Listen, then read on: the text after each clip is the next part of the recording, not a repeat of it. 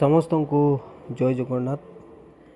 ଭିଡ଼ିଓଟା এটা ମୋର ପ୍ରଥମ ভিডিও আৰু নিশ্চয় দেখা পাওছ যে কিছু পূজা অৰ্চনা কৰা হৈছে। আচলতে যি মহাপ্ৰভু জগন্নাথৰ আমাৰ গাঁৱৰে আমাৰ লুংচুং চাহ বাগিচাৰে প্ৰতি বছৰে আয়োজন কৰা ହେଉଛି জগন্নাথ পূজা। আৰু এইবাৰ 50টা বছৰ স্বৰ্ণ জয়ন্তী উপলক্ষে যি এইবাৰো আচলতে পূজা অৰ্চনা কৰা হ'ব। আৰু এইটা অস্থায়ী গুণ্ডিচা মন্দিৰ, যি গুণ্ডিচা মন্দিৰ বুলি কৈছে, এই অস্থায়ী গুণ্ডিচা মন্দিৰৰ প্রভুর এটা যে লাইখুঁটা স্থাপন করা তারই কিছু নীতি নিয়ম করা হয়েছে, পূজা অর্চনা করা হয়েছে, তার কিছু দৃশ্য তোমাকে দেখাচ্ছি। আর সবকু আমি 16 তারিখে লগ পাবা, যেহেতু 16 জুলাই তারিখরু 9 দিনীয়া বর্ণাঢ্য কার্যসূচীরে দিহানাম প্ৰতিযোগিতা বিভিন্ন ধৰণৰ প্ৰভুৰ নাম কীৰ্তন কৰা হ'ব। 16 জুলাই তাৰিখটো আয়োজন কৰা আৰম্ভ হ'ব মহাপ্ৰভুৰ ৰথযাত্ৰা লগে পূজা। আৰু এই যে অস্থায়ী গুণ্ডিচা মন্দিৰ পুনৰবাৰ অস্থায়ী গুণ্ডিচা মন্দিৰৰ এটা লাইখুঁটা, আৰু এই জেগাতে